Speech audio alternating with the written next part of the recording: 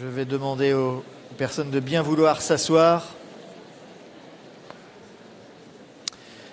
L'école sait-elle préparer les élèves à leur futur rôle de citoyen? À quel âge devient-on citoyen? Et surtout, comment devient-on citoyen? Quel rôle joue notre éducation? Bien sûr, il y a la famille, notre entourage, mais il y a aussi un lieu où beaucoup se joue, c'est bien sûr l'école. Comment l'éducation nationale joue-t-elle son rôle? On en parle dans un instant avec nos invités. Une petite précision, Jean-Michel Blanquer, le ministre de l'Éducation nationale, devait être là. Oui, on est les premiers peinés, mais il a été retenu par son homologue sénégalais à Paris. Oui, ils ont certainement des dossiers communs à traiter et de nombreuses questions à relever.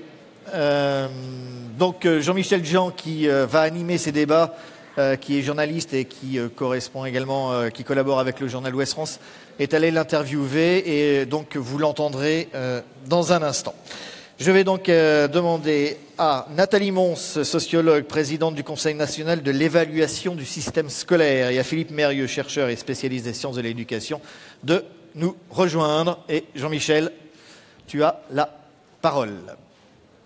Merci. Merci à vous tous. Ne soyez pas frustrés, vous avez devant vous des éminents personnages qui connaissent parfaitement le système éducatif, qui, depuis tant d'années, j'allais dire, ont étudié le sujet qui nous intéresse ce matin. Alors, je n'ai aucune inquiétude sur la profondeur de ce débat, ni de l'échange. Nous aurons l'occasion, pendant ce petit débat, d'avoir une petite intervention du ministre sur un sujet qui nous préoccupe tous, c'est celui de la laïcité. Mais peu importe.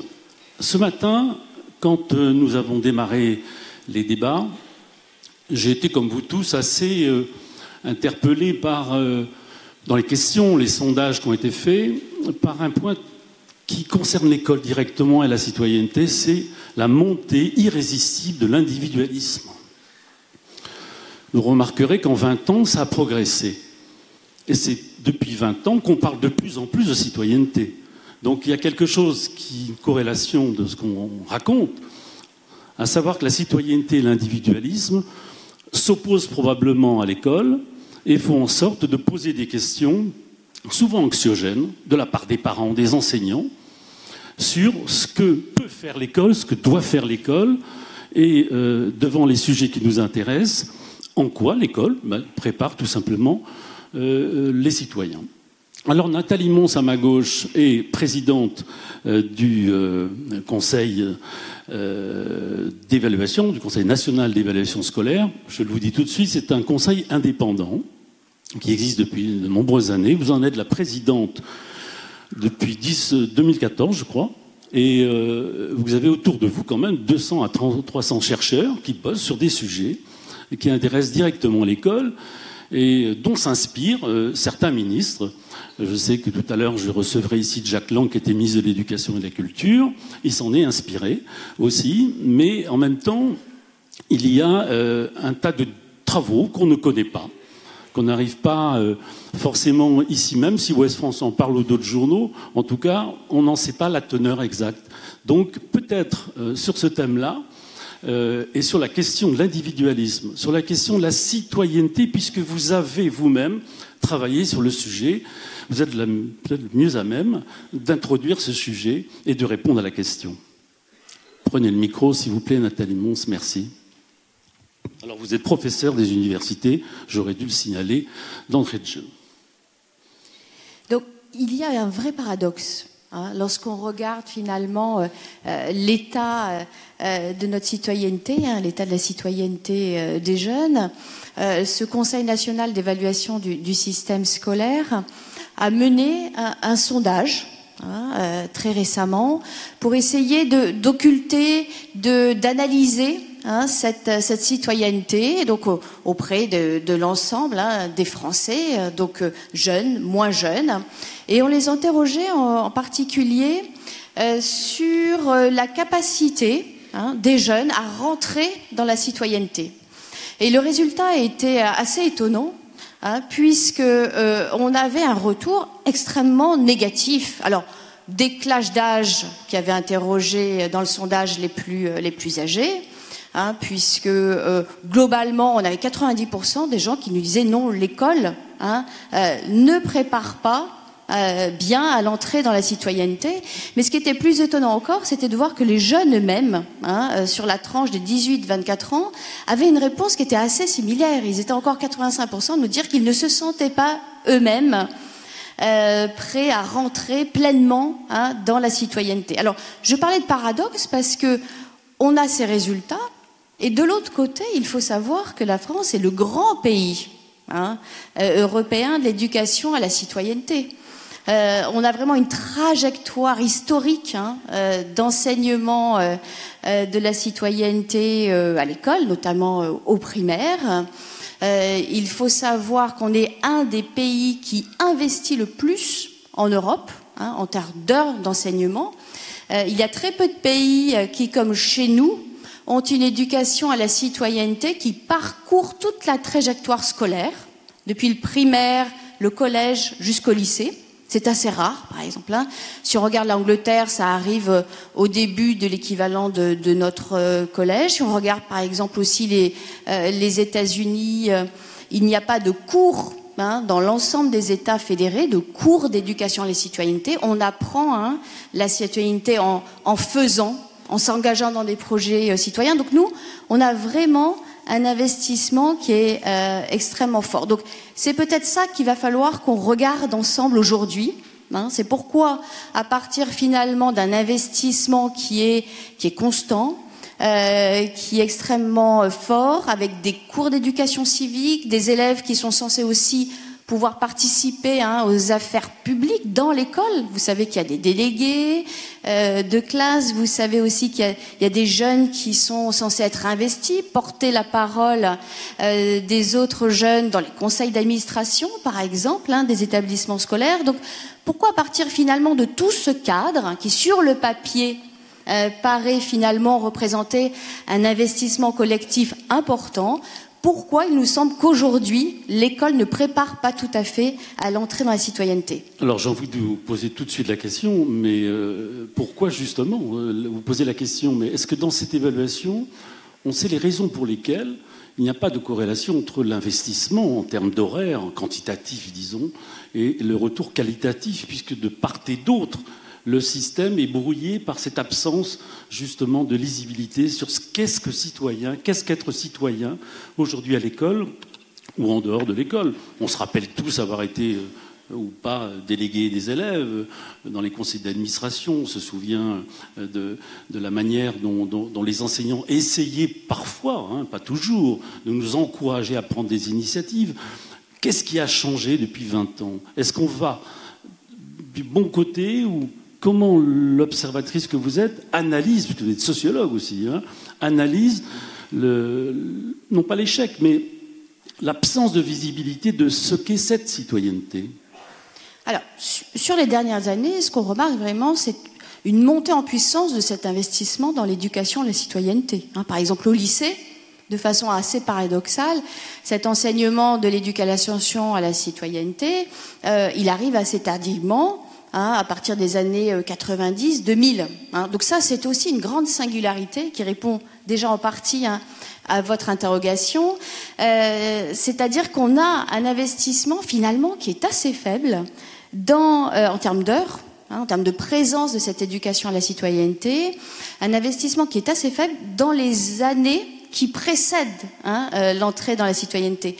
Or, toutes les recherches nous montrent que, évidemment, cette étape du lycée, elle est fondamentale. C'est-à-dire que c'est dès lors que vous allez rentrer, devenir un citoyen actif, c'est évidemment dans les années tout juste qui précèdent cette entrée dans la vie citoyenne qu'il faut évidemment former nos jeunes. Donc là, on a quelque chose, là encore, de très paradoxal et de très singulier. Quand on regarde à l'étranger, c'est évidemment le lycée dans lequel il y a les investissements les plus importants. Alors, je parlais de cette éducation à la citoyenneté, finalement, en vous disant, sur le papier, théoriquement, hein, et ce que montrent les recherches que nous avons pu mener sur le sujet, et qui malheureusement rebouclent avec tout un ensemble de recherches menées depuis une dizaine d'années, c'est que, au-delà des textes, au-delà des programmes scolaires, il y a bien une interrogation, mais dans l'éducation à la citoyenneté et au-delà,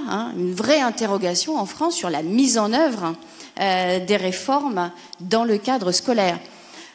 Certes, on a des heures qui peuvent être dédiées à cette éducation à la citoyenneté, mais les recherches montrent que, par exemple, quand on a dans le même enseignement de l'histoire de la géographie et de l'éducation civique, qui s'appelle depuis 2015 l'éducation civique et morale, les enseignants, finalement, s'intéressent davantage à l'histoire-géographie. Donc cette éducation morale et civique, elle passe un petit peu entre les malles du filet. Il y a un investissement qui est moindre. Et puis surtout, ce qui explique certainement à ce stade-là, on pourrait dire la faible efficacité de cet enseignement, ce sont globalement ces méthodes. Et les méthodes françaises, les méthodes pédagogiques, mais Philippe Mérieux y reviendra largement, elles sont restées vraiment traditionnelles, alors qu'à l'étranger, on rentrait dans de l'éducation à la citoyenneté qui mettait davantage en activité l'élève. C'est vrai que nous, le fondement de l'éducation à la citoyenneté, c'est notre cours d'éducation à la citoyenneté, alors qu'il a pris des noms très différents depuis 1882, l'instruction civique et morale, l'instruction civique. Des années 70, ça a été les activités d'éveil, où tu t'étais noyé dans un ensemble d'activités, d'histoire, géographie, même de sciences expérimentales. Aujourd'hui, ça s'appelle l'enseignement moral et civique. Mais le fondement, c'est quand même le cours. C'est le manuel, et Philippe y reviendra. Alors que les recherches nous montrent qu'en fait, la citoyenneté, ça s'apprend en rentrant dans des activités de futurs citoyens. Par exemple, en développant des projets citoyens. La solidarité, ça s'apprend pas dans un livre. La solidarité ou l'égalité, ça s'apprend en sortant de son école, en développant par exemple des activités de citoyens. Ça, les recherches sont vraiment très précises sur ce point-là. Donc c'est encore une mutation qui est à venir, qui est déjà intégrée dans les programmes scolaires. Merci Nathalie Mons. Philippe Mérieux, vous êtes considéré comme le pédagogue de référence, si on en croit notre confrère Libération. Vous êtes professeur émérite de sciences de l'éducation. Vous avez, je crois, essayé, vous êtes partie prenante d'un conseil des programmes il y a quelques années, déjà, auteur d'un certain nombre de livres, comme Nathalie Mons d'ailleurs. Est-ce que la question de la citoyenneté passe nécessairement par un enseignement de la discipline, de l'instruction civique? Est-ce que ce n'est pas une affaire qui concerne en fait tous les profs? Oui, évidemment, mais les deux ne sont pas contradictoires à mes yeux. Vous venez de souligner très justement que j'avais milité à plusieurs reprises pour l'introduction d'un enseignement moral, civique, juridique. Oui, en 98, nous avons introduit au lycée le CJS, qui n'existait pas, et nous nous sommes battus pour que le CJS soit construit sur des modèles pédagogiques nouveaux, tels que Nathalie les a évoqués tout à l'heure. Pour ma part, je pense qu'il faut, dans cet enseignement civique, intégrer à la fois un certain nombre de données relativement objectives. Par exemple, je suis frappé pour ma part de la méconnaissance massive par les Français et par les lycéens des éléments fondamentaux du droit. Or, dans une société laïque, ça n'est pas le catéchisme qui réunit les gens, c'est le droit. Nul ne peut se faire justice soi-même. D'autant plus que l'on a une société de plus en plus juridiste. Oui, mais sans être juridique, il y a un certain nombre de principes structurants d'une société. Je ne peux pas me faire justice moi-même, je ne peux pas être juge et partie, qui ne sont jamais véritablement abordés de front à l'école et qui sont souvent abordés à l'occasion de conflits ou de problèmes, mais qui ne font jamais l'objet d'un travail approfondi. Cela dit, autant je suis partisan de ce travail approfondi dans des heures spécifiques et dédiées, autant je pense que ça n'est pas suffisant. Ça n'est pas suffisant parce qu'il y a au-delà de cela le témoignage global que l'école donne en matière de citoyenneté. Alors on pourrait évoquer, c'est un des éléments des travaux les plus importants du CNESCO à mon avis, le problème de la mixité sociale dans les établissements, du sentiment de justice et d'injustice que peuvent avoir un certain nombre d'élèves dans certains établissements, du fait que malgré tout, nous sommes dans un système, l'éducation nationale, où on continue à donner plus aux riches, puisque malgré l'existence des ZEP, un élève de ZEP coûte quand même un peu moins cher qu'un élève d'un collège de centre-ville. Bon. Donc, le témoignage que donne l'institution elle-même sur la citoyenneté me semblerait mériter d'être revu. L'établissement lui-même aussi, les sociologues connaissent bien, et Nathalie l'a beaucoup travaillé, la notion d'effet établissement. Moi, je pense que nous sommes partis dans la construction d'établissements trop grands, gigantesques, et qu'au nom de l'économie d'échelle, on n'a pas travaillé sur ce sur quoi nous avons réfléchi depuis de nombreuses années, qui est la notion d'unité pédagogique fonctionnelle à taille humaine, qui n'est pas à la classe, mais qui ne peut pas être 800 élèves, qui est de l'ordre de 150, 200 élèves ou 220 élèves dans un collège, qui est le seuil maximum au-delà duquel les élèves ne peuvent pas se connaître et ne peuvent pas cohabiter, où les enseignements ne peuvent pas être organisés en équipe. Je pense aussi qu'il y a toute une série de rituels structurants qui existaient dans les établissements scolaires par le passé et qui sont devenus obsolètes naturellement, mais qui n'ont pas suffisamment été remplacés. Et que le sentiment d'appartenance à l'établissement, avec ce que ça peut avoir de structurant, me semble pas toujours présent. Mais au-delà de cela, et là je répondrai plus directement à votre question, il me semble que la tradition, la trajectoire historique dont parlait Nathalie concernant spécifiquement la France, c'est de mettre la citoyenneté, le citoyen, puisque le mot citoyenneté est relativement récent, mais pas celui de citoyen, c'est de mettre le citoyen au cœur de l'ensemble du travail scolaire. J'ai eu le plaisir de proposer au public à la rentrée une nouvelle édition, enfin une édition un peu raccourcie du dictionnaire de pédagogie et d'instruction primaire de Ferdinand Buisson, dont je vous recommande vivement la lecture, d'autant plus que je ne touche pas de droit d'auteur, Ferdinand Buisson n'en touche pas non plus. Il est décédé depuis bien longtemps. Et le cœur de la pédagogie de Buisson, le cœur de la pédagogie de la République, c'est la citoyenneté, c'est le citoyen au quotidien. Et même, Ferdinand Buisson dit très clairement, le cœur de la formation du citoyen, et ça va vous surprendre, c'est la leçon de choses. Alors ça peut nous surprendre aujourd'hui, la leçon de choses. Qu'est-ce qu'il veut dire Ferdinand Buisson quand il dit c'est la leçon de choses? Il veut dire que, et il l'écrit textuellement, quand le professeur, quand l'instituteur apporte en classe une balance Roberval ou un faisan empaillé, ça n'est pas pour amuser les élèves. C'est pour que les élèves n'aient pas à le croire sur parole, que les élèves puissent vérifier ce qu'il dit et que les élèves puissent distinguer le savoir de la croyance. Et je crois que nous sommes là vraiment au moment des fake news, des théories du complot, au moment des rumeurs et des rumeurs les plus invraisemblables, dans un point absolument central de la formation à la citoyenneté. La capacité à surseoir à la réaction immédiate, à réfléchir, à démontrer, à vérifier, est quelque chose qui s'éprouve évidemment dans l'enseignement au quotidien, dans l'apprentissage de toutes les disciplines scolaires au quotidien. On forme un citoyen si on forme un élève qui va, en face d'une rumeur ou d'une théorie du complot, se poser un certain nombre de questions du type: est-ce qu'on cherche à me séduire? Est-ce qu'on cherche à me mettre sous emprise? Est-ce qu'on m'informe? Est-ce qu'on me donne les éléments pour m'informer? Est-ce que je peux aller chercher des éléments complémentaires? Où je les trouverai? Et comment je vérifierai que ce qu'on me dit est vrai? Et là, il y a une formation réelle à la citoyenneté. Puis je conclurai très vite en disant que le thème de cette journée, de ces journées, c'est le vivre ensemble. Moi, je suis très heureux de cette thématique, évidemment, même si je trouve qu'en particulier en matière pédagogique, le vivre ensemble n'est pas la clé de tout. Et même en matière politique, enfin, on peut vivre ensemble lobotomisé sous la coupe d'un gourou charismatique, ou on peut vivre ensemble scotché chacun devant son écran, posés côte à côte les uns des autres. Ce que la pédagogie a porté, et depuis Ferdinand Buisson, depuis Jules Ferry, c'est que le vivre ensemble ne se construit que par le faire ensemble.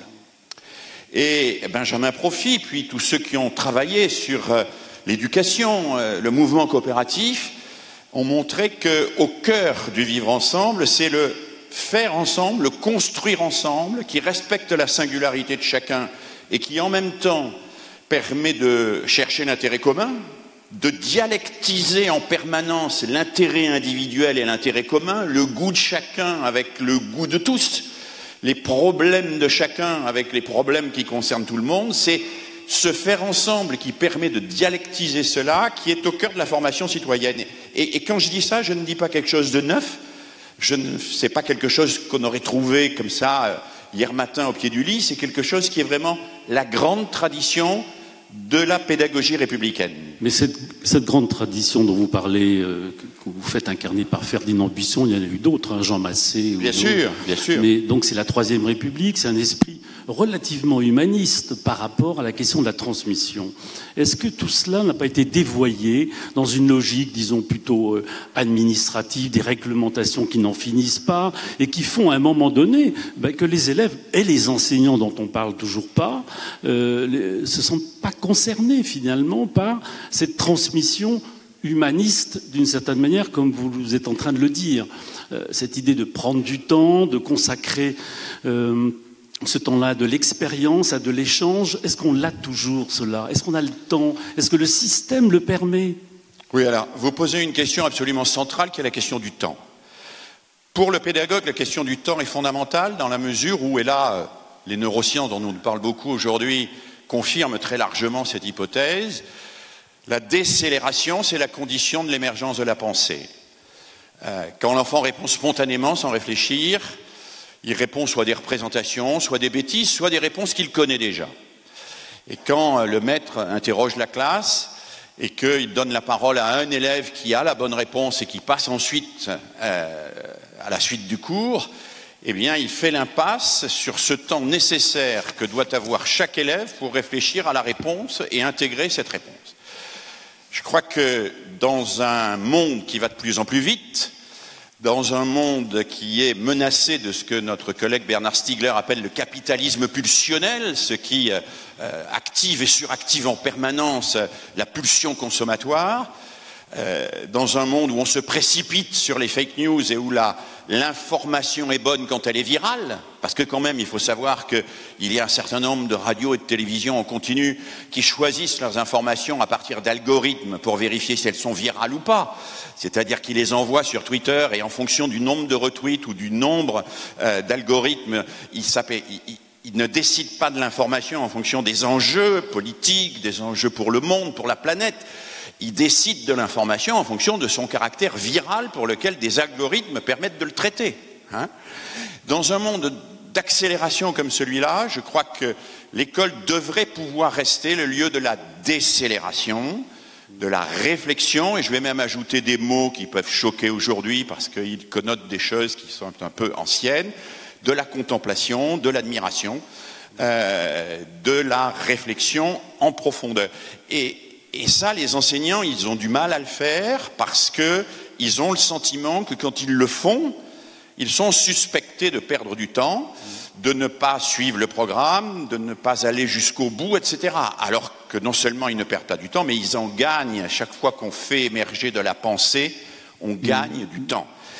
Et vous dites l'administration, mais il n'y a pas que l'administration. La technocratie, la bureaucratie qu'on connaît dans l'éducation sociale. Il n'y a pas que la bureaucratie. Ce que je voudrais dire, c'est qu'il y a la pression des familles également. Les familles sont là, aujourd'hui, de plus en plus. Alors certains les considèrent comme intrusives, d'autres les considèrent au contraire comme insuffisamment présentes. Moi, je crois que, surtout, elles sont imbibées de ce désir de voir absolument leur enfant réussir à tout prix et ne pas rater tel ou tel examen ou telle chose. Et que nous avons un travail à faire avec les familles pour réfléchir sur ce que c'est que la formation de la pensée. L'école est d'abord le lieu de la formation de la pensée et de la transmission des savoirs, et de la formation de la pensée. Si la transmission des savoirs n'est pas une formation de la pensée, ça n'est pas une formation du citoyen. Mais j'ai conscience que quand je dis ça, ça soulève énormément de problèmes, et en particulier de définition des programmes, de liberté des enseignants d'avoir des programmes dans lesquels ils peuvent introduire plus de réflexivité et être moins à la course, et puis aussi d'organisation du temps. La séquence de 55 minutes est peut-être plus adaptée ou plus toujours adaptée. La tranche napolitaine, 1 heure d'histoire, 1 heure de géographie, 1 heure de français, 1 heure de maths, c'est peut-être pas complètement comme ça qu'il faut Et en continuer même temps, à c'est faire. structurant. Et en même temps, c'est structurant. C'est structurant, mais c'est une forme scolaire dont je vous rappelle qu'elle n'est pas républicaine, puisque la classe homogène et l'organisation telle que nous l'avons de notre institution scolaire est à cet égard l'héritage d'un dictateur Napoléon et de quelqu'un qui était loin d'être d'un démocrate, François Guizot. Les deux ont imposé, l'un un système extrêmement découpé en disciplines qui est celui que vous connaissez, et Guizot a imposé la classe homogène dite modèle simultané où tous les élèves font la même chose en même temps sous l'œil du maître. Ça n'est pas un système républicain, pas plus que les inspecteurs n'ont été créés par la République, il faut le répéter, mais par la monarchie. Nathalie Mons,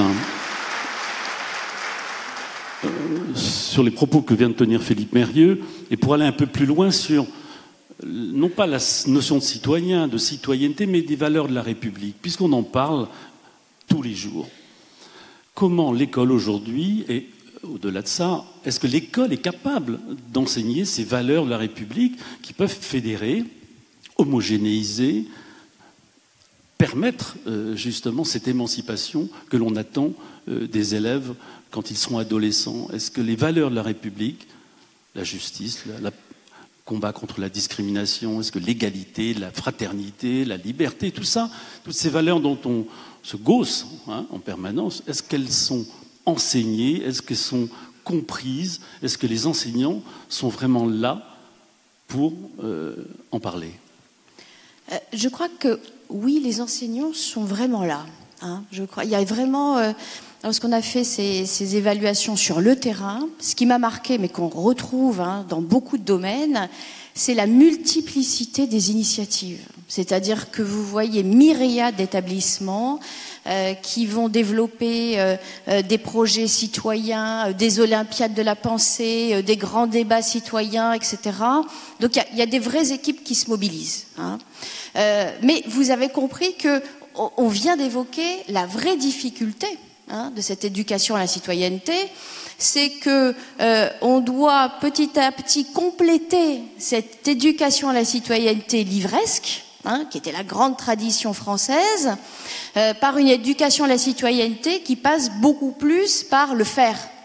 Pas seulement apprendre d'un maître liberté, fraternité, etc., mais surtout rentrer dans ces valeurs, rentrer aussi dans la compréhension de l'importance du vote. Alors, au-delà des cours, on a déjà, par exemple, on n'en a pas parlé, toutes les possibilités qui sont offertes aux jeunes, par exemple, de participer aux affaires de cette petite cité scolaire qu'est l'école. Ils sont représentés dans les conseils d'administration, ils sont délégués des élèves. Mais ça, c'est le cadre réglementaire. Lorsqu'on regarde, par exemple, la réalité de cette participation des jeunes à la gouvernance des établissements scolaires, on se rend compte que là encore, elle est assez de façade. Par exemple, lorsqu'on regarde les élections, c'est intéressant parce que les élections des jeunes, ça reboucle aussi dans les établissements, ça reboucle complètement avec les très forts taux d'abstention des jeunes, après, une fois qu'ils ont 18 ans, dans la vie réelle, dans l'engagement finalement politique par la suite. Au lycée, on a à peu près la moitié des lycéens qui vont se déplacer pour voter pour les conseils de vie lycéens. Donc ça nous dit, ça nous révèle déjà un rapport très particulier à ce premier acte finalement de vote, qui est un premier acte qui est demandé dans le cadre scolaire. Et lorsqu'on fait des évaluations, qu'on interroge les élèves en disant mais pourquoi? Vous avez la possibilité de voter, de vous exprimer, de choisir, de participer à des instances qui vont prendre des décisions dans les établissements. Pourquoi vous n'y allez pas? Pourquoi vous êtes aussi en retrait? La réponse, c'est que tout ça est de façade. C'est qu'on n'entend pas assez la parole des élèves dans les écoles. Voilà. Donc, on le voit bien, là, il y a vraiment une entrée particulière. Et cette entrée, en termes de gouvernance, de participation dans la gouvernance scolaire, elle est très importante parce que les recherches nous montrent que de mauvaises premières expériences de vote peuvent non seulement ne pas être juste neutres, mais être également négatives. C'est-à-dire que finalement, si vous avez une première expérience de vote alors que vous êtes mineur dans un cadre scolaire et que tout ça aboutit à ce que les sociologues appellent un sentiment d'auto-efficacité politique faible, eh bien peut-être que lorsque vous aurez 18 ans, vous n'allez pas tout faire pour pouvoir voter. Donc ce point-là est aussi un point qui est fondamental. Oui. Nathalie, il y a d'autres, sur les valeurs de la République, il y en a d'autres. D'ailleurs, curieusement, vous ne l'avez pas encore cité, c'est la laïcité. On en a parlé ce matin, on ne va pas en reparler. Mais toutefois, il semble que c'est un sujet beaucoup plus problématique qu'on ne le pense. Régulièrement, les ministres remettent en chantier la question parce qu'il y a débat au sein de la communauté éducative. Il y a toujours débat sur la laïcité. Laïcité ouverte, laïcité fermée, peu importe. Bon, on voit bien, le ministre Blanquer est revenu sur la question. Donc ça prouve que c'est pas réglé. Un mot là-dessus, et on va laisser parler le ministre ensuite. Un mot avant. Et vous réagirez d'ailleurs aux 2 minutes de conversation que j'ai pu avoir avec lui. Oui, ça c'est au cœur de la dernière évaluation qu'on est en train de réaliser. C'est pas consensuel. On essaye de voir justement, est-ce qu'il y a consensus des enseignants sur ce principe de laïcité et qu'est-ce qu'ils mettent dans ce principe de laïcité et quel lien ils font entre l'enseignement moral et civique et la laïcité. Il n'y a pas de consensus. Finalement, tout le monde y met des choses tout à fait différentes parce qu'on n'a pas tranché. Non, parce qu'on a beau avoir un cadre légal qui commence à avancer, on a quand même encore des fluctuations, en tout cas des grandes interrogations.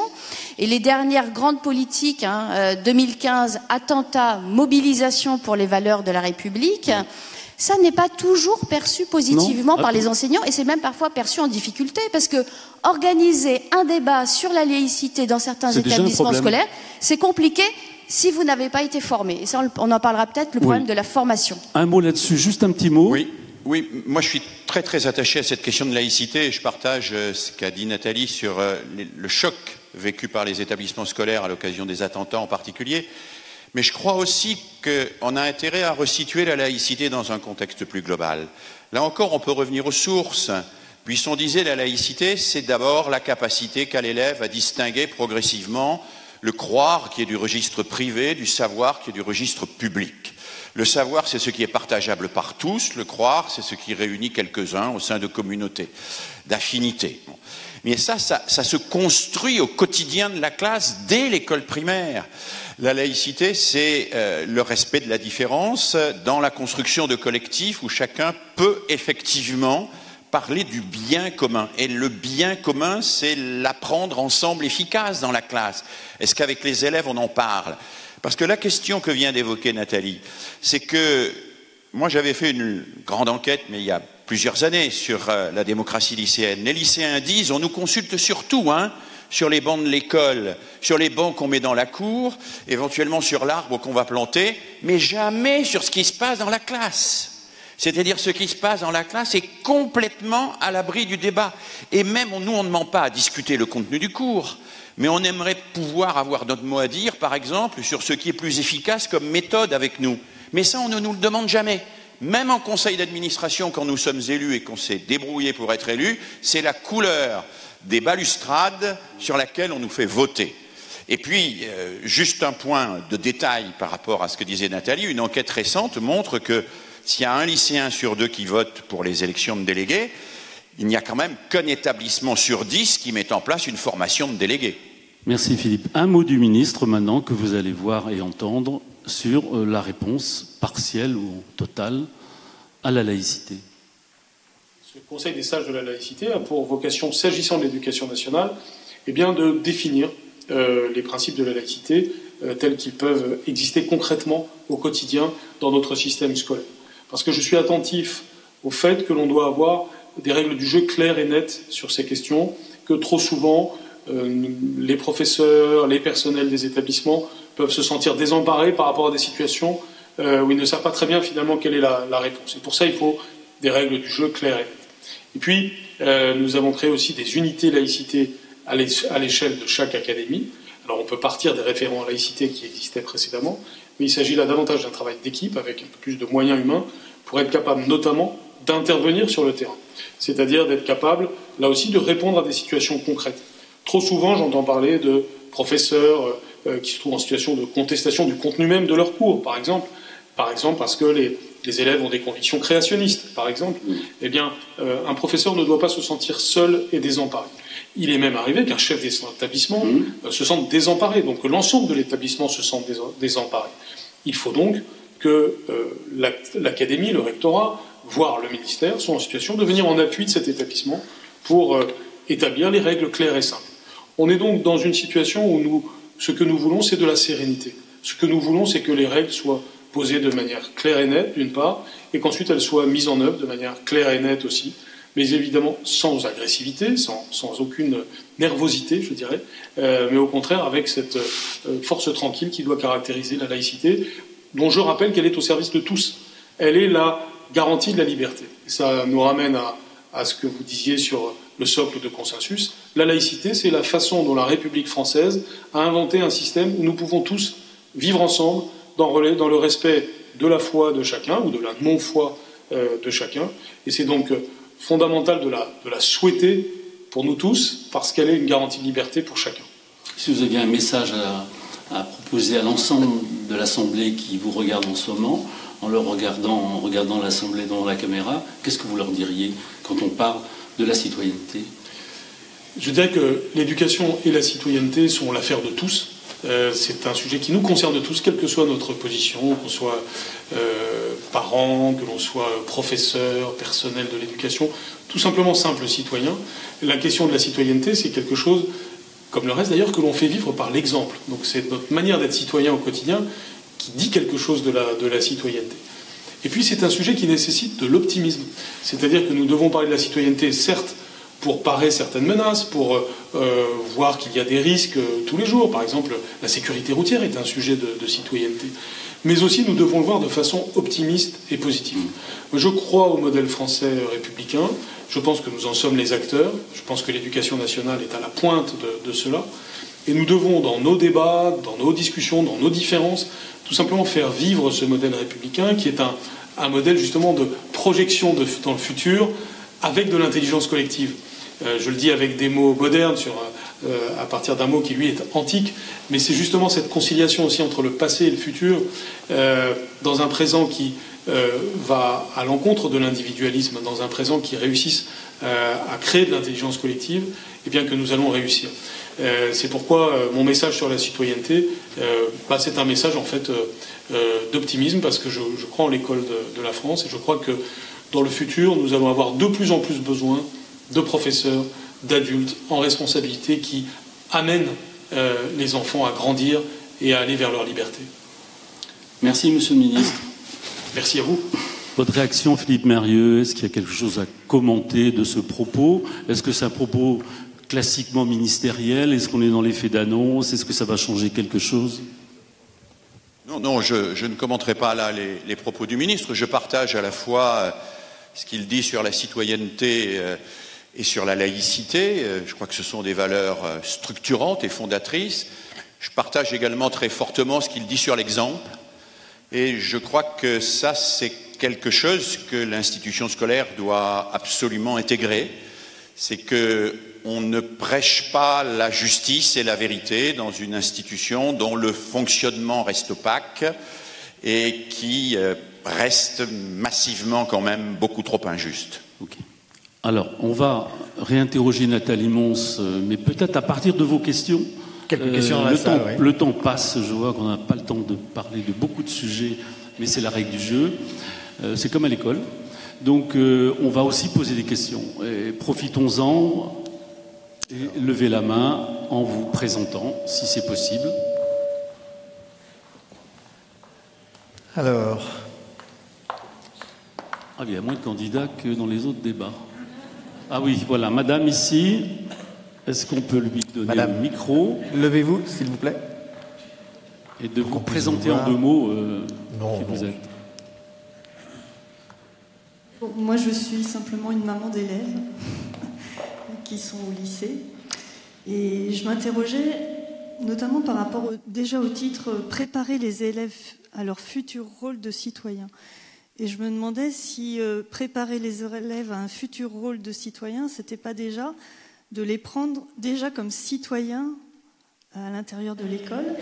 Et moi, ce qui m'a marqué par rapport aux 2 enfants que j'ai eus, notamment au lycée, c'est que très souvent, mes enfants revenaient en me disant « mais nous, finalement, on n'a pas voix au chapitre et de toute manière, un élève ne peut rien dire ». Et j'en ai même un qui s'est senti, un jour, qui m'a dit, mais moi j'ai l'impression que les profs ne nous respectent pas, parce qu'ils disaient des choses et les profs leur disaient, de toute manière, c'est pas possible, vous y arriverez jamais. Enfin, voilà, c'était un peu...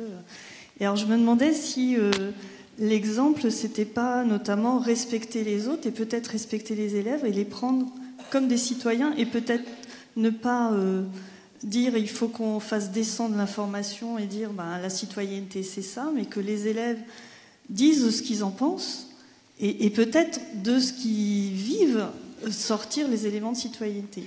Alors, et merci. Ma deuxième question, c'était par rapport au travail avec la famille aussi. On va déjà répondre à la première question. Première réponse de Nathalie Mons, qui a travaillé sur la question donc, au Centre national de l'évaluation, au Conseil national d'évaluation.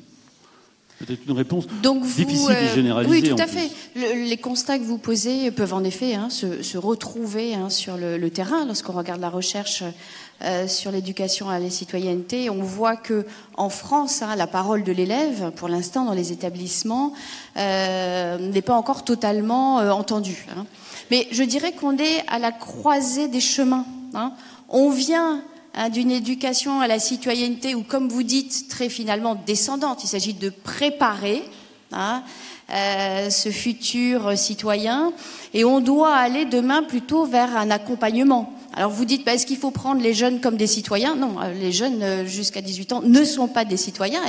Mais Hannah Arendt disait bien que l'école, par contre, est un espace pré-civique. Donc il s'agit vraiment d'accompagner le jeune dans ce chemin. Alors, l'accompagner dans ce chemin, ça veut dire aussi accompagner les enseignants. Je crois que lorsqu'on change de paradigme pédagogique, lorsque finalement on tourne le dos totalement à certaines méthodes pédagogiques pour du coup considérer autrement le jeune, on ne peut pas le faire sans formation. Quand on parle de débat, organiser un débat, sur un sujet d'actualité, ça peut paraître simple, mais sans formation, les enseignants nous disent « mais je suis dépassé, j'arrive pas à gérer Lorsqu'on parle de dilemmes moraux qui sont aussi évidemment extrêmement importants, là encore, il y a des pédagogies qui nécessitent une vraie formation continue des enseignants. Les enseignants sont tout à fait en demande sur ce point-là. Donc il doit y avoir aussi cet accompagnement dont parlait le ministre, qui est de définir davantage finalement ce qu'on attend, les contenus, mais aussi l'accompagnement des enseignants. Il parle d'intelligence collective aussi, d'ailleurs. Oui, je suis globalement d'accord avec ce que... Bon. Si, ça marche. Allez-y. Avec ce que vient de dire Nathalie, bien sûr, l'école n'est pas un espace politique, c'est pas un espace démocratique. On ne peut pas faire voter les élèves pour décider du nombre d'heures de maths ni du programme de géographie. C'est un espace pré-politique et pré-civique, comme l'a rappelé Nathalie. Néanmoins, c'est un espace de formation à la citoyenneté. Et cette formation, elle doit passer, je crois, par la définition progressive de ce sur quoi l'élève va pouvoir s'exprimer et donner un avis. Déjà en classe maternelle, il peut y avoir des objets sur lesquels les enfants discutent et débattent de la meilleure méthode à adopter. Et puis progressivement, on peut trouver des moyens d'impliquer les élèves, en particulier dans leur propre travail et dans la manière de travailler efficacement, de s'investir efficacement dans les apprentissages qui leur sont proposés. Mais je m'arrête là. Autre question ? Alors, monsieur en face de moi, est-ce qu'il a un micro tout près? Levez-vous, allez-y, levez-vous. Levez-vous. Ah, pardon. Alors, s'il y a une question, il y a un micro. Profitez-en. Oui, j'ai tout. Bonjour, Michel Duzer, je suis enseignante. Je pose une question. Ne pensez-vous pas qu'il manque quelque chose à ce titre, vivre ensemble? Mon point de vue, c'est qu'il manque quelque chose, c'est vivre ensemble son autonomie. Car dans un monde hyper complexe, de plus en plus imprévisible, il me semble que les qualités, ou les savoirs plutôt qu'il faut avoir, puisque personne ne peut nous dire comment trouver la voie viable, eh bien c'est d'être autonome. Et là, de mon point de vue, vivre ensemble son autonomie serait plus adéquat à condition que l'on se penche sur ce qu'est être autonome. Merci. Alors, qui veut répondre? Tu as le micro. Juste un mot très rapidement pour dire que oui, vous avez raison, évidemment, à condition de ne pas confondre autonomie et individualisme, pour rebondir sur ce que Jean-Michel Giant a évoqué au tout début, et à condition de bien inscrire l'autonomie dans la construction du collectif. Le défi démocratique, c'est l'articulation de l'autonomie et du collectif. C'est l'articulation des intérêts individuels et du bien commun. Et c'est cette articulation-là qui ne me semble pas suffisamment travaillée à l'école. Alors il y a des moyens pour travailler ça. La pédagogie freinée travaille cela à travers le conseil. La pédagogie institutionnelle travaille ça. La pédagogie coopérative travaille ça. Mais je pense que malgré tout, toute cette dimension du développement de l'autonomie dans un collectif qui est issu de l'éducation populaire, qui a travaillé, qui a tramé l'histoire de l'éducation nationale, qui pourrait s'exprimer à travers de multiples domaines, de la technologie à l'éducation artistique, Au sport, on n'en parle pas aussi. Non, au sport, évidemment. Je pense que ça reste un peu marginal et cantonné à l'accessoire. J'ajoute sur cette question de la solidarité et des valeurs républicaines que malheureusement, depuis Guizot, beaucoup de maîtres ont intégré l'idée que quand deux élèves complotent entre eux, selon la formule de François Guizot lui-même, quand deux élèves discutent entre eux, c'est qu'ils complotent contre le maître, et que de cela, on en déduit que l'entraide entre élèves, par exemple, n'est pas un outil efficace, alors que toutes les recherches internationales nous montrent que l'entraide entre élèves de niveaux différents, que les classes multiniveaux, que tout ce qui peut permettre aux élèves de s'expliquer entre eux des choses, forme à la fois ceux qui expliquent et ceux à qui on explique, et forme surtout de la solidarité, de la fraternité, et forme aux valeurs de la citoyenneté. On va prendre une dernière question. Dernière. Alors, je crois que quelqu'un a le micro En au fait, centre. Allez-y, qui a le micro parce que... voilà, ce sera vous la dernière. Donc moi je m'appelle Amélia, je suis en terminale littéraire, donc je suis directement concernée en fait par tout ce qui est l'éducation. Aujourd'hui je suis vice-présidente de mon CVL, je suis aussi secrétaire générale de l'Union nationale lycéenne du Maine-et-Loire, et donc l'engagement ça me connaît. Aujourd'hui je pense que l'idée qu'ont l'engagement des profs et aussi des personnels, les personnels éducatifs en général, c'est que nous, dès qu'on a tendance à s'engager un peu trop sur des choses qui peuvent ne pas nous concerner, donc par exemple que ce soit le programme que les enseignants nous donnent, ou rien que la façon dont on vit, et je rejoins Monsieur Mérieux là-dessus, clairement, on prend des décisions sur quoi ? Sur les bancs, la couleur des murs, oui, ok, ça peut être important. Tout à l'heure. Oui, mais sauf que nous, on demande vraiment à être entendu, et dès qu'on est entendu, c'est pas normal que, par exemple, le vice-président du lycée Georges Brassens à Paris a été convoqué en conseil de discipline. Tout ça pour avoir, si vous voulez, ils avaient de l'amiante dans leur lycée, et il a pris les responsabilités, donc ses responsabilités de citoyen, et a lancer un mouvement aux élèves et aux enseignants qui ont suivi le mouvement de ne plus aller en cours. Tout ça pour protéger, en fait, c'est un acte citoyen, protéger les humains qui travaillaient à l'intérieur. Est-ce que c'est normal qu'aujourd'hui, les enseignants nous bloquent par rapport à ça ? Alors Nathalie Mons va vous répondre. Allez, ça sera la conclusion. Et ce sera la conclusion. Il y a une question de l'internaute, je ne sais pas si on la posera après. Mais on ne va pas avoir le temps. Évidemment, il ne doit pas y avoir de blocage. C'est intéressant parce que vous êtes une fille et vous savez que les filles sont sous-représentées dans ces instances de représentation. C'est complètement développé en écho avec ce qui se passe dans la vie politique. Donc, bravo de votre engagement. Oui, il faut un engagement, et je crois que du coup, il faut maintenant passer aussi à une nouvelle éducation à la citoyenneté. Finalement, l'éducation à la citoyenneté passée, elle visait à produire un citoyen qui devait voter. On était dans une démocratie représentative. Et aujourd'hui, on voit bien qu'on doit être dans une nouvelle étape de nos démocraties avec beaucoup plus d'engagement, vous le soulignez. Et ça nécessite évidemment une nouvelle éducation à la citoyenneté qui sache aussi former nos jeunes, non seulement à voter, mais aussi à s'exprimer à travers des engagements concrets. Alors, merci. On va lire quand même, merci beaucoup Nathalie Mons, on va lire quand même le message d'Anatole qui regrette qu'on lui apprenne des choses du passé et qu'il ne travaille pas assez sur l'actualité. Voilà, c'est un peu le mot de la transition est toute faite pour parler des médias et il a raison. De l'école. Moi, je voudrais juste répondre à cette question en disant qu'il n'y a pas opposition entre les choses du passé et l'actualité. Oui, on peut apprendre les deux. En même temps. On peut trouver des éclairages dans les choses du passé qui permettent de comprendre l'actualité et vice-versa, et que c'est la responsabilité de l'école que de le faire. Merci pour cette conclusion. Merci Nathalie Mons, merci Philippe Mérieux. Nous vous libérons. Merci encore de votre participation. Jean-Michel, tu restes à mes côtés. Je reste à côté, viens, à côté. Et on va parler de culture dans un instant. La culture joue-t-elle son rôle au service du vivre ensemble? Voilà, il y a toujours un petit peu de chahut entre deux tables rondes. Mais avant cela, on va parler justement, on va parler d'actualité et d'information et quel rôle jouent nos médias pour ces élèves.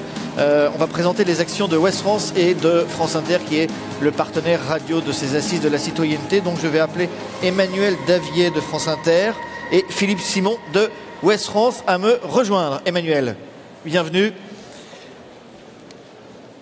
Venez à mes côtés, on va se mettre sur le devant de la... Prenez chacun un micro. Voilà, bonjour. Voilà. Alors on va baisser la musique, merci. Et on va essayer de parler devant cette salle qui se vide et qui se remplit, parce qu'il y a beaucoup de monde en fait qui attend à l'extérieur, et donc on a une gestion des flux qui est un peu compliquée.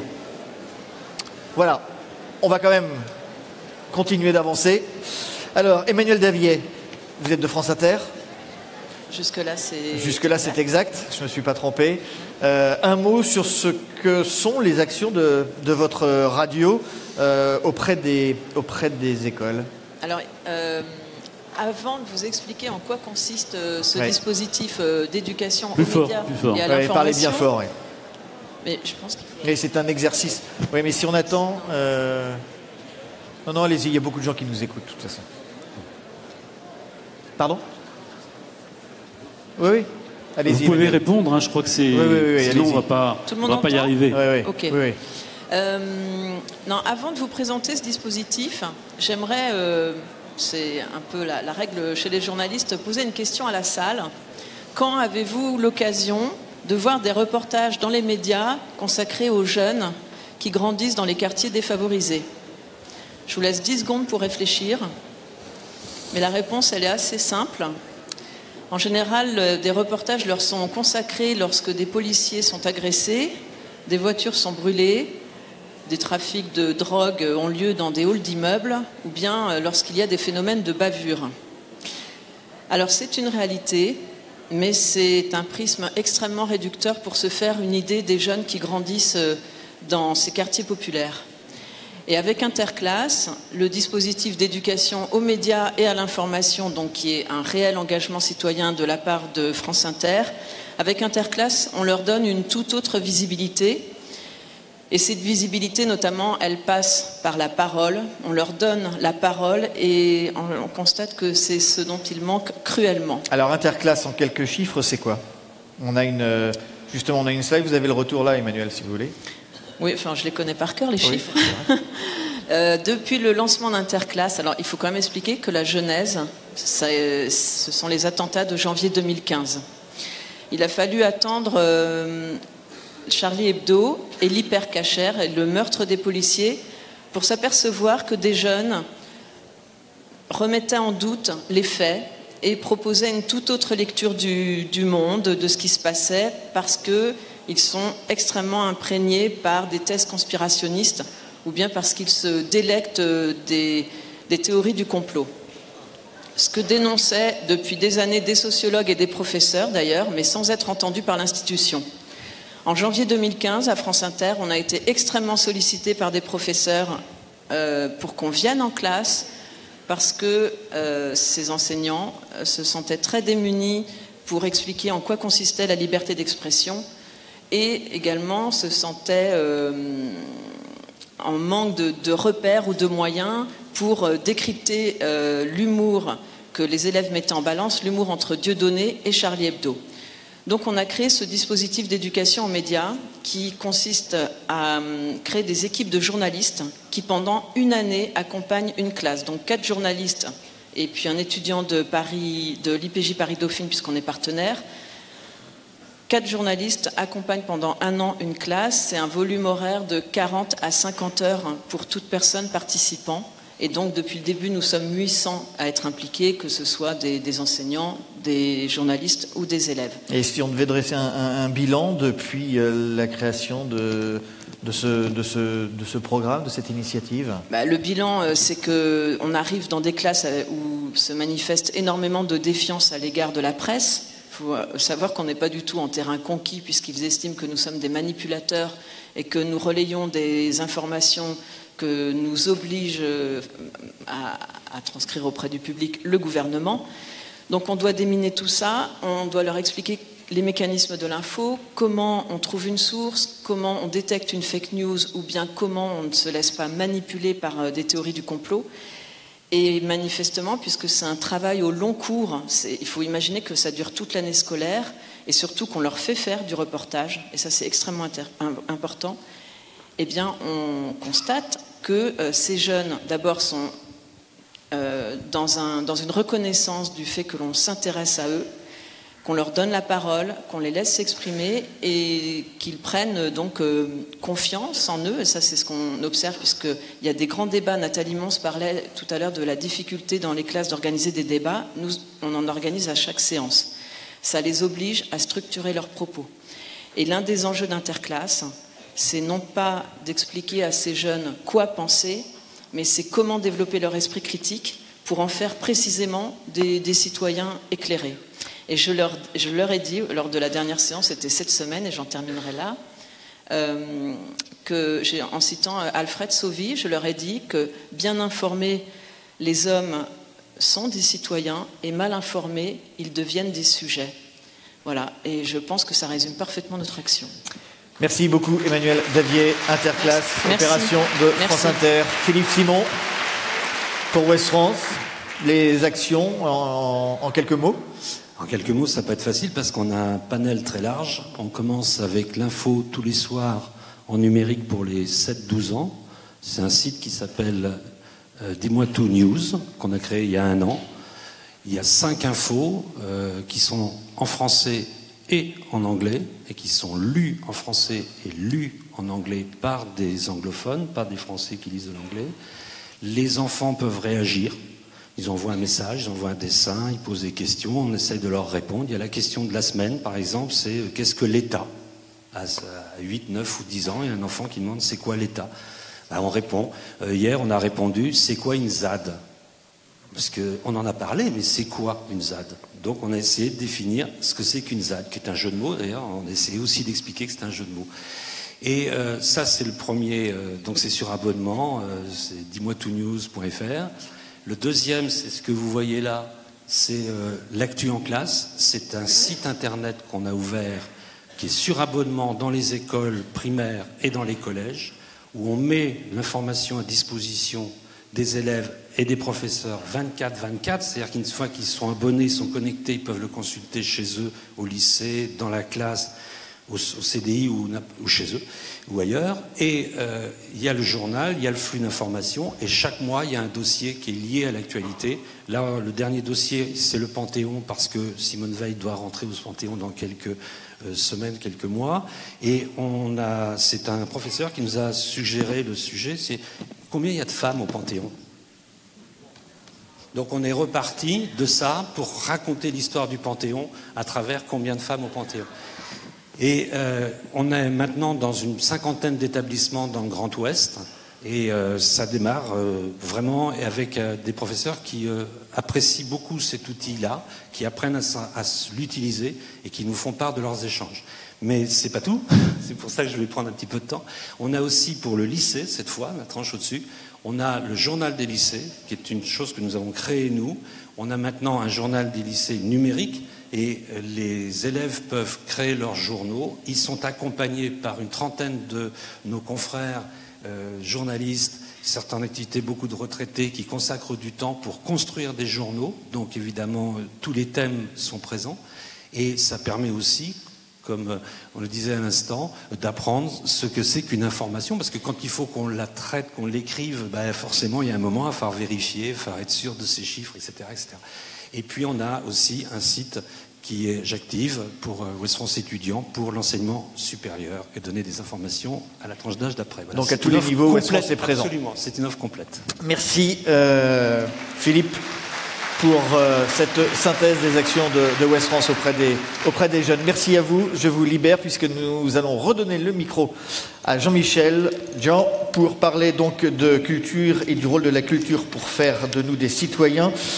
Jean-Michel Jean, on va appeler donc Jacques Lang, l'ancien ministre de la Culture et le président de l'Institut du monde arabe. Monsieur Lang, merci de venir nous rejoindre. Jean Blaise, créateur d'événements culturels, dont le célèbre Voyage à Nantes. Et puis Jean-Michel Le Boulanger, vice-président du Conseil régional de Bretagne, en charge notamment de la culture. Voilà, merci à nos trois invités de nous rejoindre. N'ayez pas peur. Jacques Lang, à ma gauche.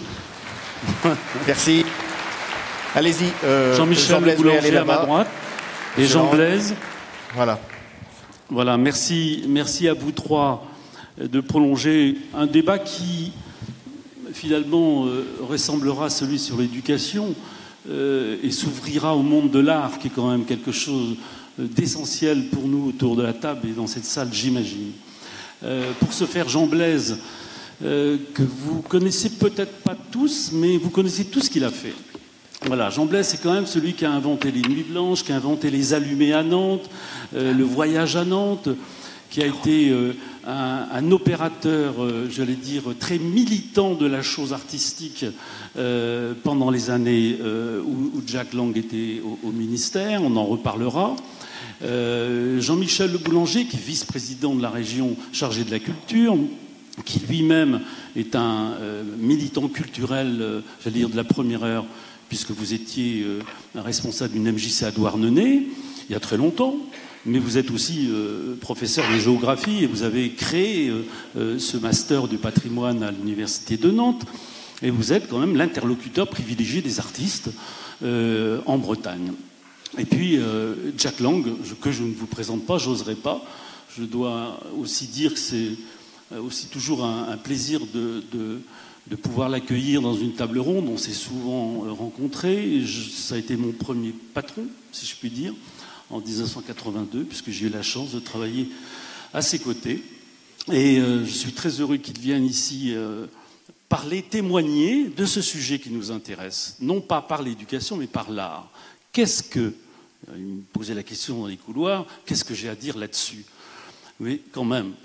Tout ce que vous avez pu faire, qu'on peut critiquer, mais en tout cas, on peut en débattre, on peut essayer de savoir comment sont nées ces idées-là. Mais au fond, vous êtes maintenant président de l'Institut du monde arabe, mais dans l'imaginaire national, et voire au-delà, vous êtes aussi quelqu'un qui continue à être, d'une certaine manière, à l'origine de beaucoup d'événements artistiques et culturels du pays. Et aussi parce que vous avez été ministre de l'Éducation et de la Culture. Bon, peut-être c'est là la transition.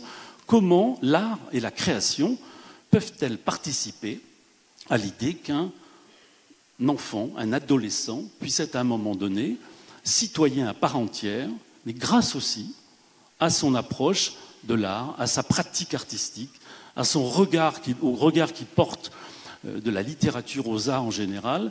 Comment, avec le recul, vous évaluez ou vous critiquez ce que vous avez pu faire depuis 30 ans? Avec un micro, ce sera encore mieux. Le sujet est si immense que j'aurais peine à répondre en termes généraux. J'ai envie de prendre simplement un exemple qui me tient à cœur depuis toujours.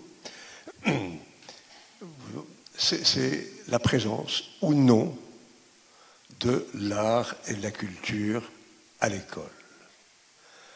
Pour moi, c'est une question vitale, une question centrale.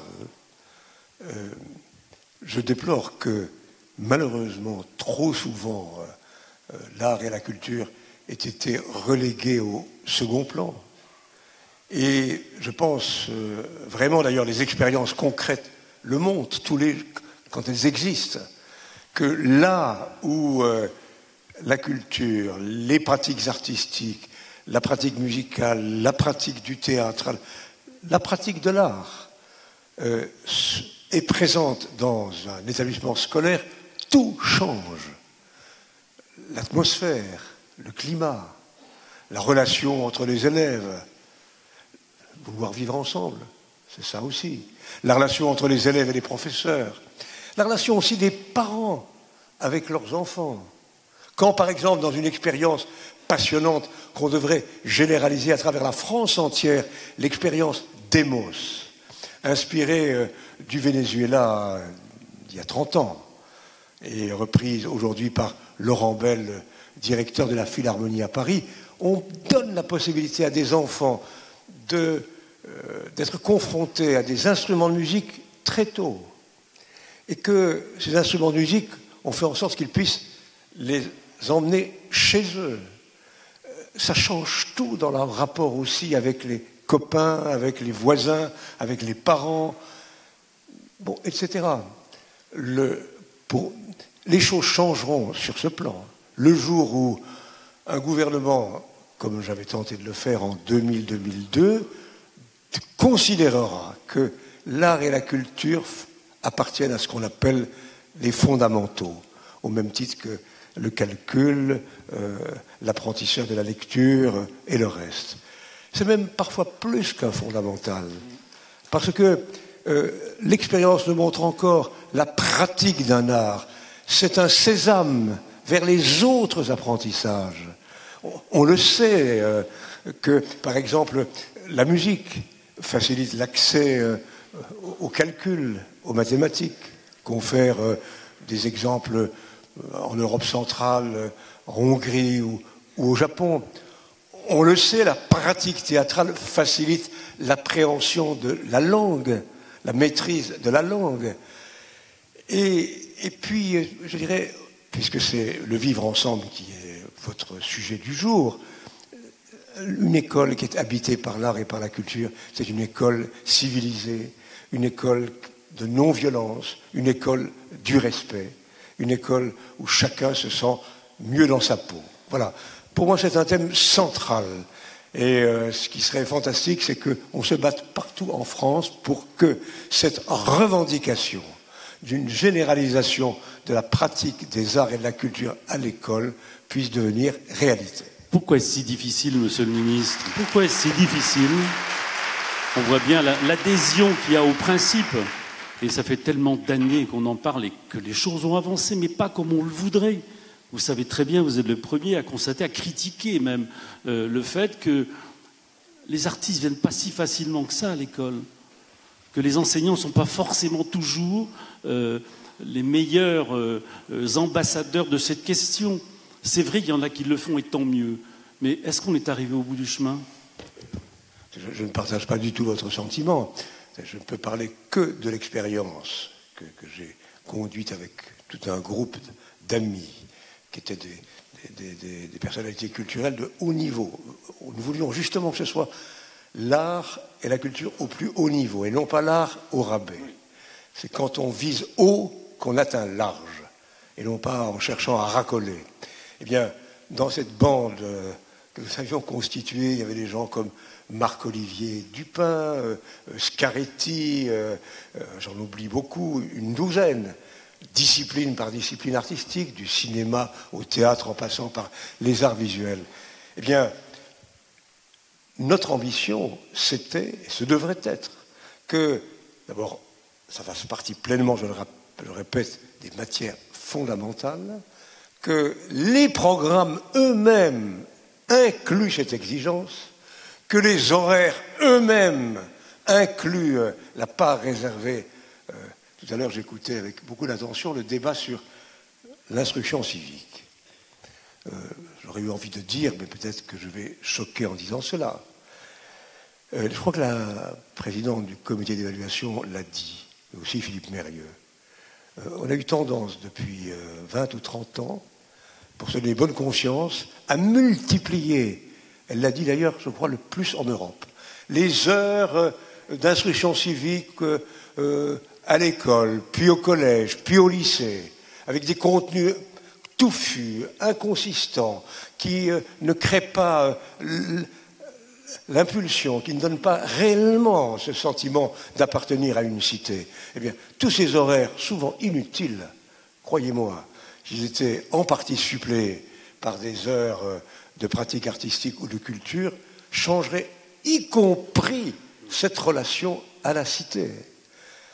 Donc, c'est possible, il faut le vouloir, il faut dégager les moyens, il faut que les horaires, les programmes, la formation des maîtres, aujourd'hui à l'abandon.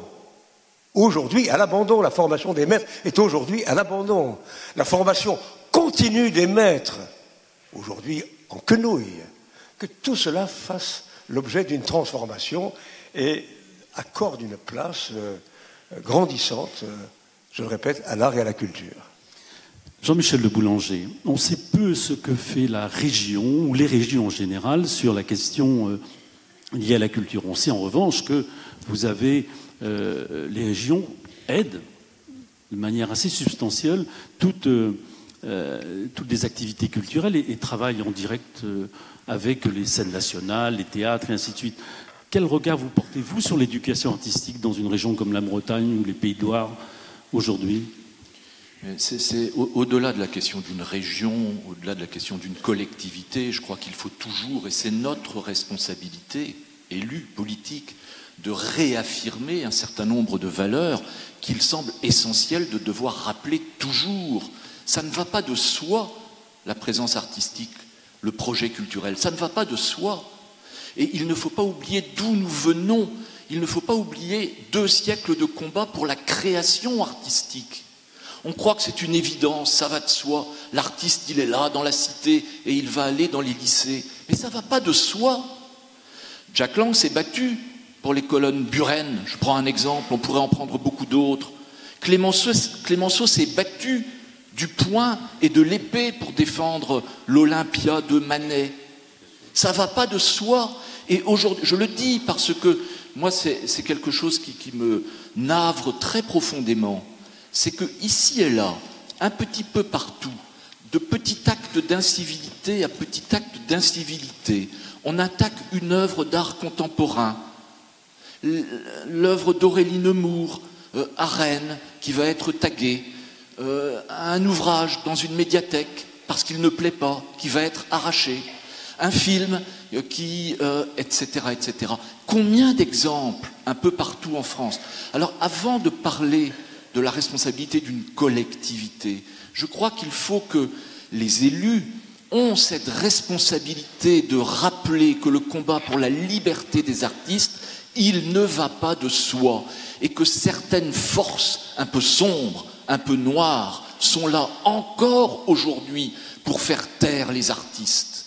Je veux le dire, parce que c'est un combat nécessaire. Alors vous le dites et vous l'avez même écrit. C'est-à-dire qu'avant les présidentielles, vous avez écrit un bouquin qui s'appelle « Éloge de la culture en temps de crise », qui évoque la question du désintérêt potentiel d'un certain nombre d'élus sur la question culturelle. Est-ce qu'on a régressé sur la conscience politique de la culture aujourd'hui en France? Qui serais-je pour juger aussi un vice-président élu. Oui, enfin, bref, il faut déjà balayer devant sa porte. Et je n'ai, à vrai dire, qu'une expertise limitée. Mais c'est l'impression que j'ai. Globalement, l'impression que j'ai, c'est que tout au long de l'aventure de notre République, de Condorcet, on va dire, à la fin du XXe siècle, des hommes politiques au plus haut niveau étaient à la fois portés par une haute conscience du tragique du monde et par une haute conscience de l'espoir ou de l'espérance. On a eu des grands hommes d'État, j'ai cité Clémenceau, Jaurès, De Gaulle, Mitterrand, qui étaient aussi des écrivains, qui portaient tout ça en eux. L'impression que j'ai, c'est qu'aujourd'hui, depuis quelques petites décennies, nous avons surtout des hommes politiques qui sont des gestionnaires, que cette tyrannie du chiffre qui s'est imposée un peu partout dans la société a aussi englobé cette sphère politique, que l'on a perdu les valeurs, que l'on a perdu un certain nombre d'esprits, le Conseil national de la résistance, etc., etc. Tout ça est un peu lointain, comme si la République et comme si la démocratie étaient des évidences, elles étaient là. Mais non, ce sont toujours des processus, il faut toujours les réinterroger et il faut toujours s'arc-bouter à un certain nombre de ces valeurs qui nous ont construites. Et donc, l'impression que j'ai, c'est qu'aujourd'hui, nous avons beaucoup de gestionnaires nous avons beaucoup de spécialistes de tableurs Excel, nous avons beaucoup de propos sur le pragmatisme de la gestion publique et un peu moins vraisemblablement de propos sur les rêves, sur les grandes utopies, sur la condition humaine, sur ce qui nous porte, sur cet essentiel qui nous porte. C'est l'impression que j'ai. Merci Jean-Michel, bravo. Jean Blaise, vous avez pris le problème à bras-le-corps et on parlait juste à l'instant du rêve, je crois que c'est important d'en parler. Très franchement, vous avez su faire rêver des publics à Nantes, à Paris avec les Nuits Blanches, et puis récemment au Havre, puisqu'il y a un maire qui vous a demandé, à un moment, de faire quelque chose d'assez extraordinaire. J'y suis allé, j'ai vu. C'est assez étonnant comment on peut changer une ville grâce à une volonté et politique et artistique. Alors, dans les 30 dernières années qui ont parcouru l'histoire de France, vous avez été à l'initiative de ces événements dont j'ai parlé tout à l'heure. Qu'est-ce qui a changé aujourd'hui ? Qu'est-ce qui a changé ? Est-ce que les publics se découvrent des rêveurs devant les évidences ou les initiatives artistiques que vous créez ? Et qu'est-ce que ça provoque dans une ville en matière de citoyenneté, en matière de vivre ensemble ?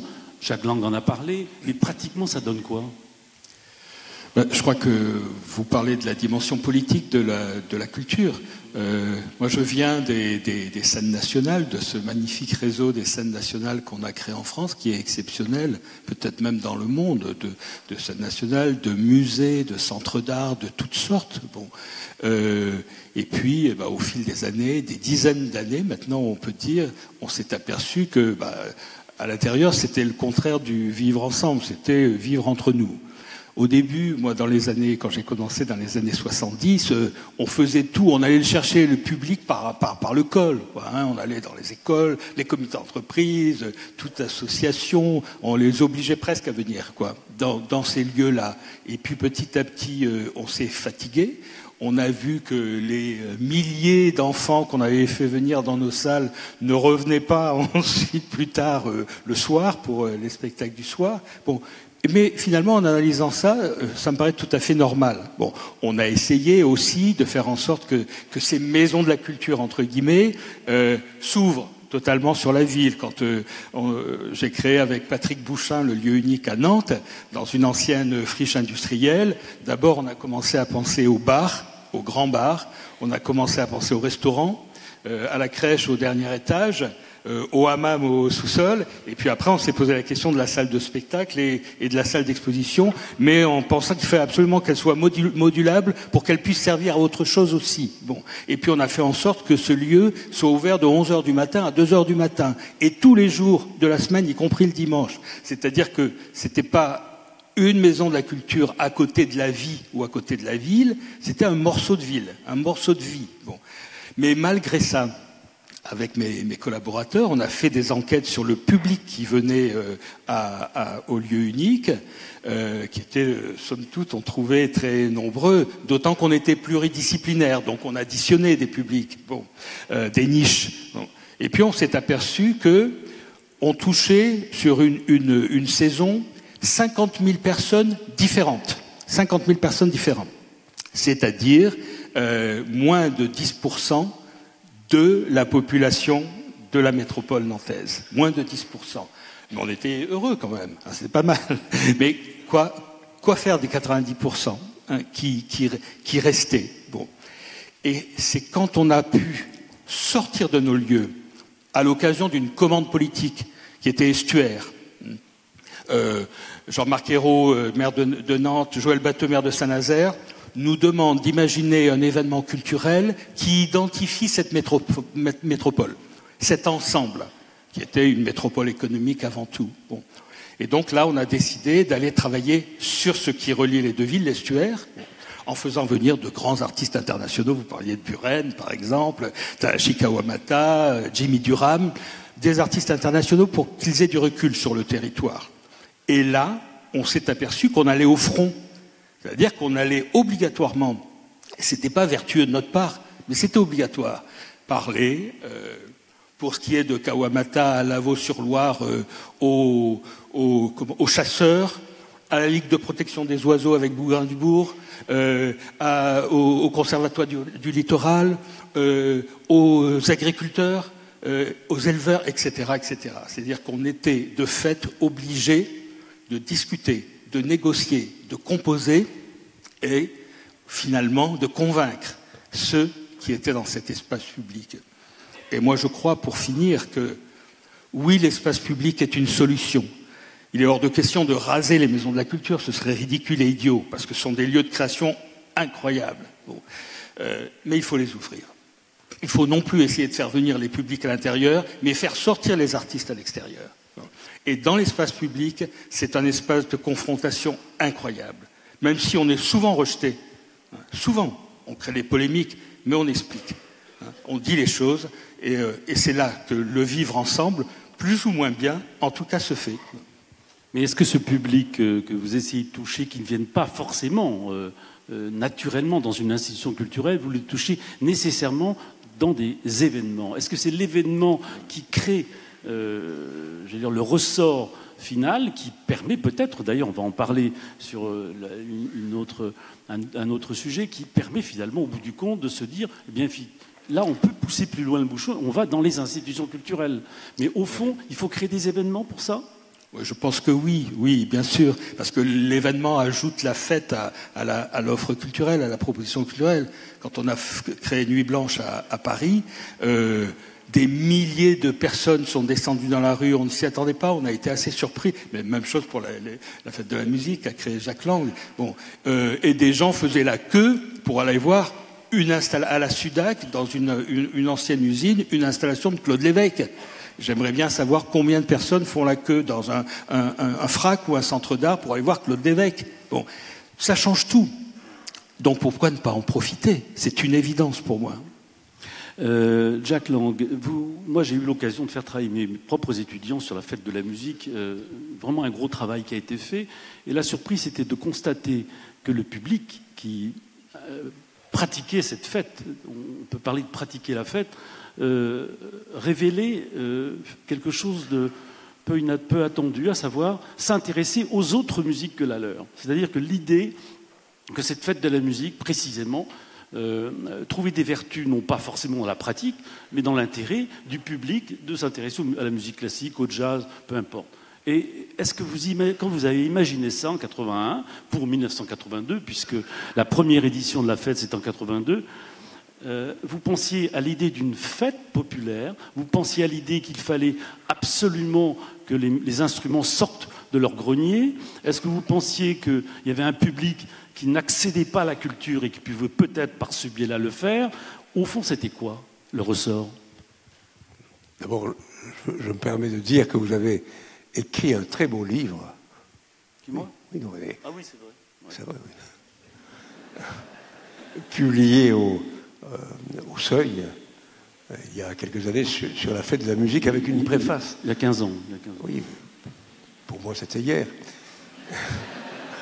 Une très belle préface d'Edgar Morin. Oui, c'est vrai. Ouais, absolument. Oui, Edgar Morin raconte dans ce livre, dans votre livre, avec des mots que je ne retrouverai pas exactement en cet instant, il explique que cet événement est comme une sorte de moment, j'allais dire un peu civique, entre guillemets, un moment hors du commun où l'habitude s'est prise, où chacun a le sentiment de participer à une sorte de communion collective. Pourquoi? Parce que c'était ça l'idée, que chacun puisse être acteur, co-auteur, co-inventeur. Naturellement, il y a ceux qui viennent sans être co-auteurs ou co-inventeurs. Mais je crois que c'est ça l'esprit que nous voulions faire surgir.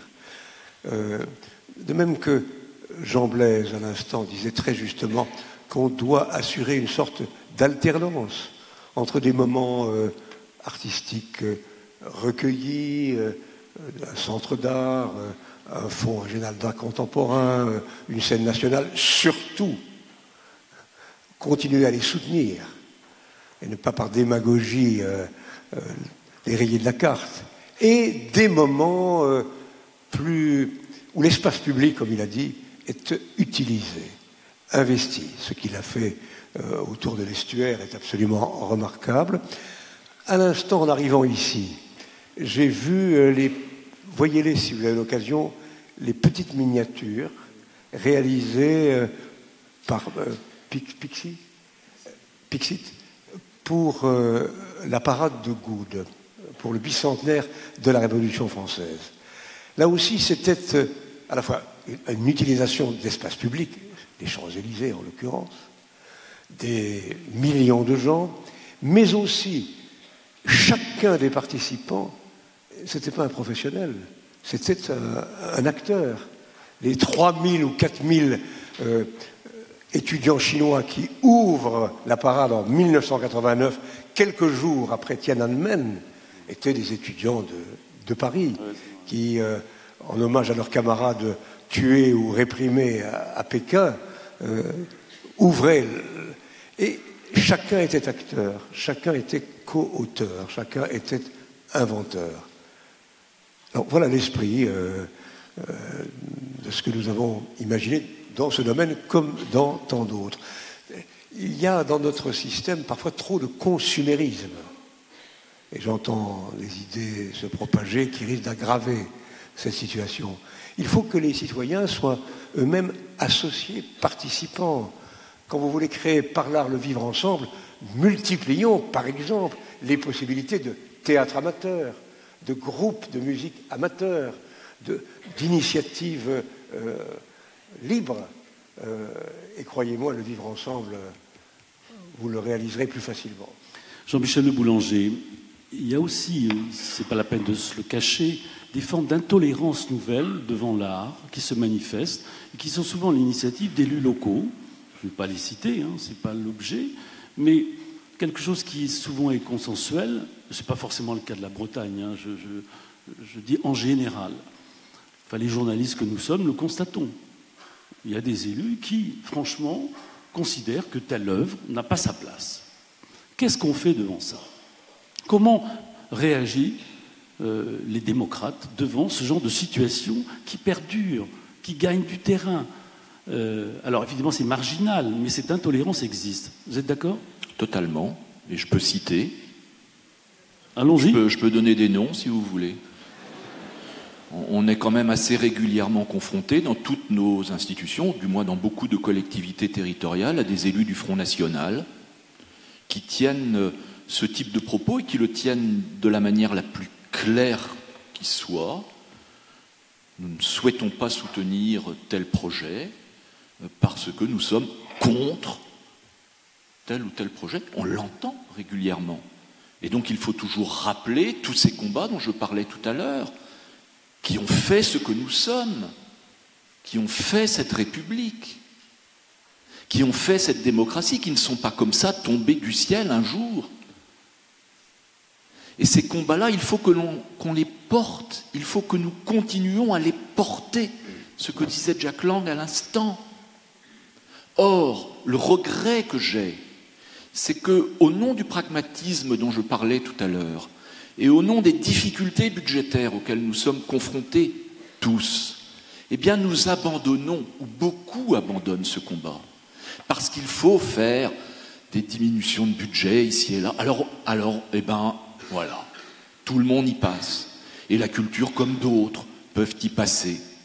Et moi, je me nourris de l'histoire. Alors, je ne le dis pas parce que Jack Lang est là, mais c'est un élément qui nous a construit à ma génération. En 83, quand il y a des grandes difficultés, je ne crois pas que le budget de la culture ait été diminué.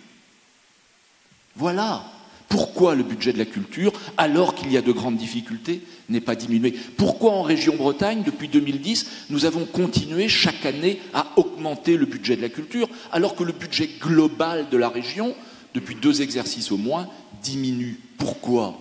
Mais parce que derrière un acte artistique et derrière un projet culturel, il y a de l'émancipation individuelle, il y a de l'épanouissement individuel, il y a de la curiosité, il y a du doute, il y a du débat. Qui n'est pas nourri par une musique, par un film, par un roman? Mais ça nous aide à vivre.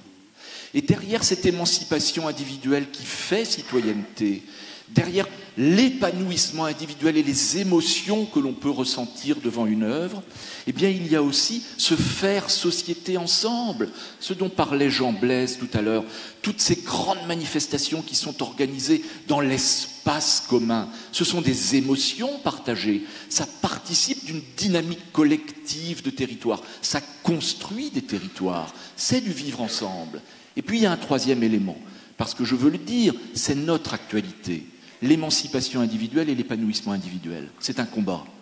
Le faire société, c'est un combat. Mais aujourd'hui, le faire humanité ensemble, c'est aussi un combat. Et les artistes s'emparent de cette question. Tant de projets culturels s'emparent de cette question. Faire humanité ensemble. Il y a tant de gens dans le monde qui veulent, au nom des crispations qu'ils ressentent devant la globalisation, ériger des murs. Le président d'une des plus grandes démocraties du monde érige des murs. Mais il faut quand même que des gens construisent des ponts et des passerelles.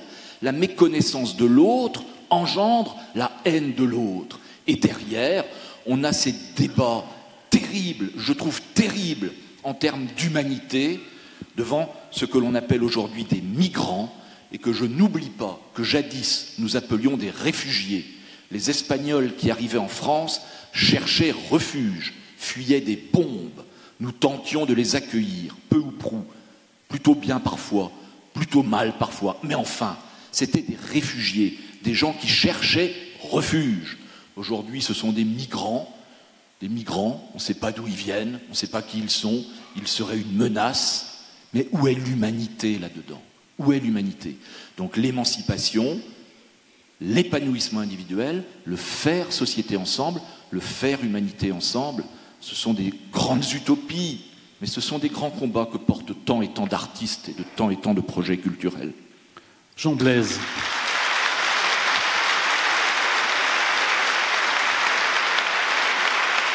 Jean Blaise, est-ce qu'il est plus difficile aujourd'hui qu'hier d'occuper l'espace public artistiquement? Est-ce que des nouvelles contraintes se sont ajoutées aux premières contraintes? Est-ce qu'aujourd'hui c'est si simple que ça de créer des moments de rêve, des utopies, des lieux où des publics ont envie de vivre ensemble un moment, un événement, quelque chose qui les dépasse? C'est sans doute un peu plus difficile aujourd'hui parce que les règles de sécurité ont changé, sont de plus en plus pointilleuses. Mais je ne crois pas, je pense que c'est vraiment une question politique. Est-ce qu'un élu a le courage de laisser entrer, non pas les loups, mais des artistes dans sa ville? Bon, est-ce qu'il a ce courage-là? Plutôt que de les laisser toujours dans les sanctuaires, hein. Souvent, un nouvel élu dans une ville, eh bien, crée un théâtre pour se dédouaner, en quelque sorte. Comme ça, voilà, la part culturelle, ça, c'est fait. Bon. Mais le plus compliqué, le plus difficile et le plus fort, c'est justement de faire entrer la créativité, la création partout dans la ville. Bon, je reviens encore à l'espace public parce que c'est vraiment mon dada et que c'est une expérience. Mais ça procède par infusion. C'est-à-dire que petit à petit, quand on accepte dans une ville que des projets d'aménagement, de transformation de la ville, accueillent des artistes, des designers, des graphistes, des artistes plasticiens de toutes sortes, oui, là, effectivement, on transforme la vision que le public peut avoir de l'art, parce qu'il le pratique dans la ville. Et contrairement à ce qu'on pense, il y a très très peu de vandalisme. Nous, on a un café qui a été imaginé par le collectif Van Lieshout.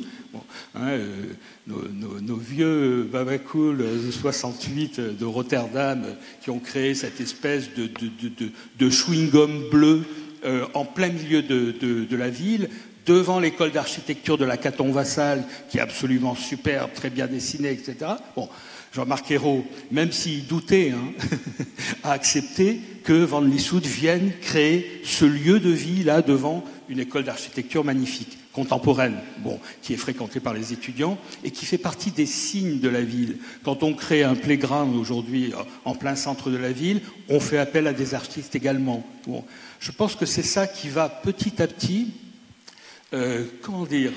c'est comme une mithridatisation, hein, une tolérance à l'art. Parce que c'est pas facile de comprendre l'art quand on n'a pas été éduqué, quand on n'a pas fréquenté des milieux qui ne se rendent même plus compte que la culture c'est quotidien, n'importe quand, à toute heure du jour. Bon. Et donc cette infusion-là, évidemment, elle ne peut se faire que dans l'espace public, parce qu'on n'ose pas entrer dans nos lieux encore, et ça n'a pas changé. Hein. Alors que dans l'espace public, nous, pendant le voyage à Nantes, il y a des médiateurs devant les œuvres qui s'en prennent plein la gueule, évidemment, mais qui expliquent sans cesse ce que l'artiste a voulu faire, quel sens il a voulu donner à cette installation, et ce que veut dire l'art dans l'espace public, tout simplement. Bon, ce travail-là, c'est de la pédagogie, et c'est sans cesse recommencer, convaincre, mais c'est notre lot, c'est notre travail. Tous ces propos amènent aussi peut-être à une actualité particulière. Vous êtes aussi et surtout président de l'Institut du monde arabe, à un moment où la question de l'islam se pose parfois brutalement, parfois au contraire de manière très artistique, dans le sens où culturel en tout cas.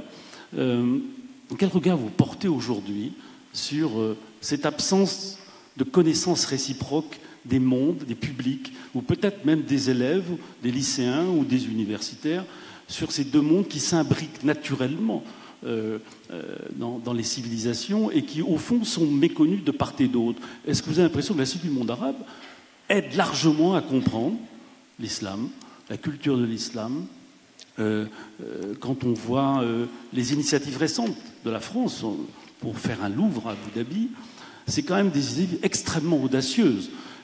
Quel regard vous portez sur ce genre d'initiative? En quoi ça participe justement à comprendre le monde d'aujourd'hui, qui n'est pas forcément un monde fermé? Bon, d'abord, si vous permettez, le monde arabe, ce n'est pas seulement l'islam. C'est majoritairement l'islam, mais ce n'est pas seulement l'islam. Et nous venons de présenter à l'Institut du monde arabe à Paris, pendant 4 mois, un événement qui a fait un petit triomphe sur l'histoire des chrétiens d'Orient. Et les chrétiens d'Orient sont une des composantes du monde arabe. Et même les chrétiens ont préexisté à l'arrivée de l'islam. C'est très important de montrer que le monde arabe n'est pas un, mais multiple, qu'il a assuré à différents moments, justement, un entremêlement de pensée, d'écriture, de langue et de civilisation. Et d'ailleurs, cet événement sera présenté dans quelques semaines dans une grande région populaire de France, à Tourcoing, où un institut du monde arabe a été conçu, et nous espérons aussi atteindre toutes sortes de gens, de toutes croyances, ou naturellement aussi des incroyants. Vous savez, je suis un optimiste indécrottable, ou inoxydable, pour parler plus poliment. Et donc, je crois que les choses avancent. Bien sûr qu'il y a les violences que nous connaissons, les intolérances que certains vivent. Il y a en particulier la responsabilité qui a été celle des États-Unis et de M. Bush, qui a créé le chaos en Irak et dont nous payons encore le prix, et dont surtout les musulmans payent le prix sur place en Irak, en Syrie et ailleurs, et parfois aussi ici en Europe. Mais je crois que les choses avancent si on parle de notre pays ici. Alors, bien sûr, on désignera des actes d'intolérance, anti-musulmans ou antisémites ou anti-ceci ou anti-cela. Et en même temps, que de changements réels. Combien de gens issus de la 2e, 3e, 4e génération sont devenus aujourd'hui des éléments forts de la communauté nationale et participent peut-être plus que d'autres encore, parfois, à ce que l'on appelle le vivre ensemble. Et ils apportent leur talent, leur énergie, leur double culture et beaucoup d'autres éléments. Et alors l'Institut du monde arabe a pour mission, en effet, de faire reculer la bêtise, l'ignorance, l'intolérance par la culture, par le savoir, par la connaissance. Je crois qu'il n'y a pas tellement d'autres voies. Ah si, il y a une autre voie. Il y a un autre ennemi. Ce sont les inégalités sociales. Car ce qu'on croit être lié à une religion ou à une appartenance extérieure est lié le plus souvent à des conditions de vie et d'habitat qui, ici, ont pu être réglées et ailleurs, malheureusement, laissées à l'abandon. Et tout à l'heure, lorsqu'on évoquait les questions de l'école, la mixité est une des règles absolues qui permettrait d'améliorer notre système scolaire tout en luttant contre ces inégalités qui sont sources de violence. Cher public, vous avez la parole. Profitez, il nous reste quoi, à peu près un petit quart d'heure, c'est ça? Un peu plus? Moins? Moins. Oh là, alors allons-y, levez la main, posez vos questions à nos trois invités. Alors, là, il y a voilà. une à droite là-bas, si Là-bas. quelqu'un peut poser allez-y, levez-vous. un micro dans les mains de madame. Essayez d'être court dans vos questions si c'est possible, pour que tout le monde en profite. Merci. Oui, bonjour, Claire Le Cornec. Vous avez beaucoup parlé des artistes, des maisons de la culture de haut niveau. J'ai même entendu en comparaison à la culture au rabais. Et je m'interroge, quand on parlait des grands hommes du Conseil national de la résistance, il y avait aussi une volonté de reconnaître l'éducation populaire à ce moment-là. Il y a même des métiers qui ont été créés comme les conseillers d'éducation populaire. Il y a une reconnaissance par la suite des mouvements des MJC, des mouvements des auberges de jeunesse. Et le thème, c'était la culture comme vecteur du vivre ensemble. Est-ce que quelque part aussi faire comprendre aux gens qu'ils peuvent être eux-mêmes créateurs et pas seulement recevoir le message artistique des artistes reconnus, c'est pas quelque chose qui a été un peu laissé pour compte, et c'est, en tout cas au niveau institutionnel. Et est-ce que ça participe pas aussi de proposer à tous de matérialiser un engagement des opinions politiques à travers la création, je pense notamment théâtrale, créer son texte, le jouer? Est-ce que c'est vraiment une culture au rabais ou est-ce que ça participe du vivre ensemble? Merci. Jean-Michel Le Boulanger peut-être peut répondre à ça. Il connaît bien le monde de l'éducation populaire. Oui, j'en viens. Et je suis très fier de venir de ce monde de l'éducation populaire, justement. Mais je crois que la réponse a été apportée implicitement par Jack Lang quand il parlait du théâtre des amateurs tout à l'heure, par Jean Blaise quand il parlait des espaces partagés, des espaces publics. Moi, je suis persuadé que c'est le grand enjeu pour les années à venir, face au désenchantement démocratique, face à ce que l'on entend trop souvent et que Jean Blaise a expliqué tout à l'heure, à savoir, c'est pas pour moi. Le théâtre, c'est pas pour moi. La musique, c'est pas pour moi. On a aussi nous-mêmes, parfois, je dis nous-mêmes, je porte ma part en quelque sorte, on a aussi créé des espèces de barrières symboliques, des murs de verre. Nous avons aussi vécu dans des entre-soi. Nous pouvons être satisfaits d'être entre nous. Mais face au désenchantement démocratique, face à ces segmentations sociales dont vient de parler Jack Lang, face aux segmentations territoriales, il faut toujours, je crois, et pour moi c'est la base de toute réflexion que nous menons, comment, en soutenant un projet, on peut faire, non pas pour des publics, mais comment on peut faire mieux avec des personnes. Comment à chaque fois, pour un projet musical, théâtral, pour un projet de livre, enfin, tous les projets, de tous les champs, comment passer d'une logique de faire pour des publics à comment faire mieux avec des personnes. Parce que chacun est porteur de quelque chose. Et on le sait en Bretagne, je veux le dire d'une phrase, on a quand même souffert dans l'histoire culturelle de la France de cette hiérarchie posée entre des formes de culture, des cultures savantes, des cultures d'en haut et des cultures populaires, laissées aux associations, laissées au bon vouloir militant. On a connu ça. On a connu ça dans le domaine culturel, on a connu ça dans le domaine linguistique en Bretagne. Je dis en Bretagne, je pourrais prendre d'autres exemples. Il faut lutter contre ça. L'égale dignité des cultures et le souci toujours de faire avec des personnes. Merci Jean-Michel. Autre question? Oui, je vois. Est-ce qu'il y a un micro qui peut être porté à cette dame qui est à ma gauche? À ma gauche, voilà. oui. Allez-y, monsieur. Allez-y, levez-vous, madame.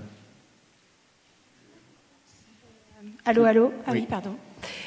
Bonjour, Sylvie Mousset. Je suis correspondante régionale Bretagne de la Fondation SNCF et de la SNCF qui fait des choses qu'on ne connaît pas dans le monde des solidarités. Donc je suis finalement fière, alors que je n'avais pas prévu de prendre la parole ce soir. À la fois, alors je voulais évoquer le sujet du mécénat d'entreprise parce que je suis beaucoup sollicitée. La Fondation SNCF travaille sur l'éducation. Soutien des associations aussi dans le domaine de la culture, comme l'Orchestre symphonique de Bretagne, Demos également, qu'a évoqué Monsieur Jacques Lang, et puis aussi la citoyenneté et le vivre ensemble.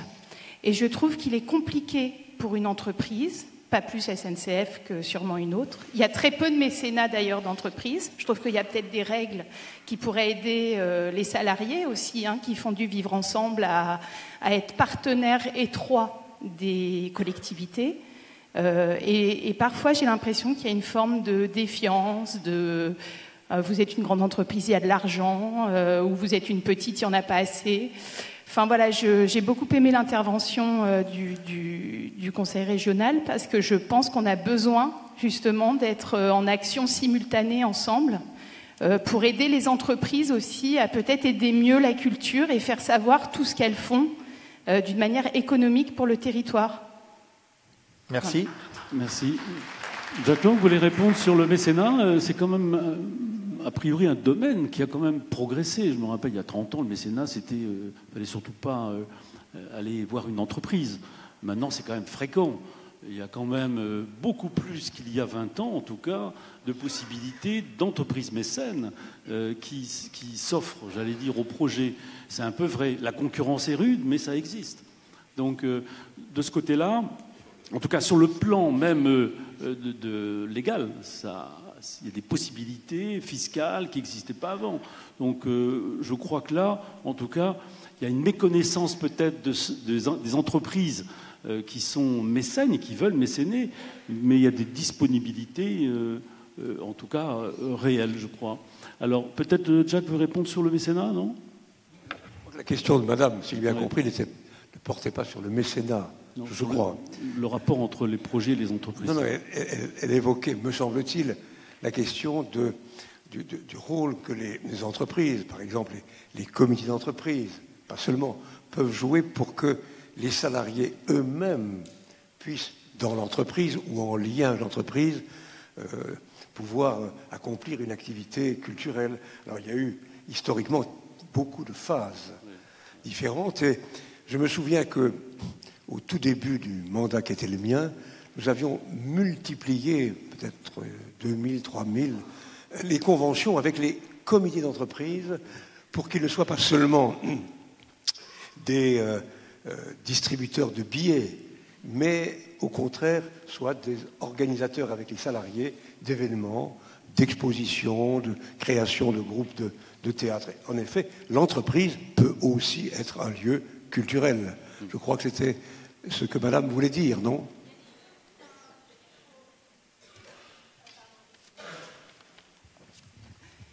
Je pense que juste le sujet, c'est parfois de valoriser, y compris au niveau des médias, ce que font davantage les entreprises, parce qu'on ne le fait pas pour se faire de la pub.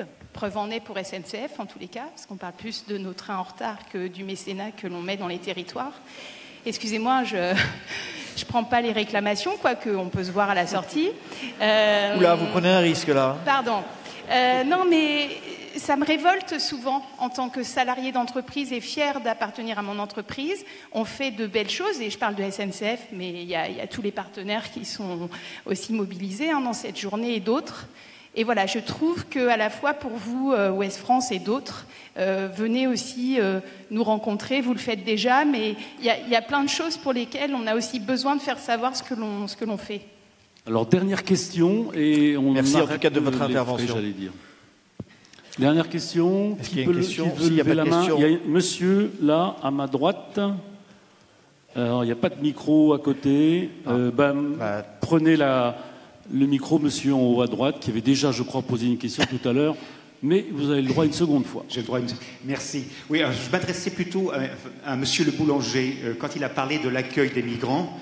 Et je connais un petit peu bien le sujet parce que je m'occupe tous les mercredis de l'accueil de migrants.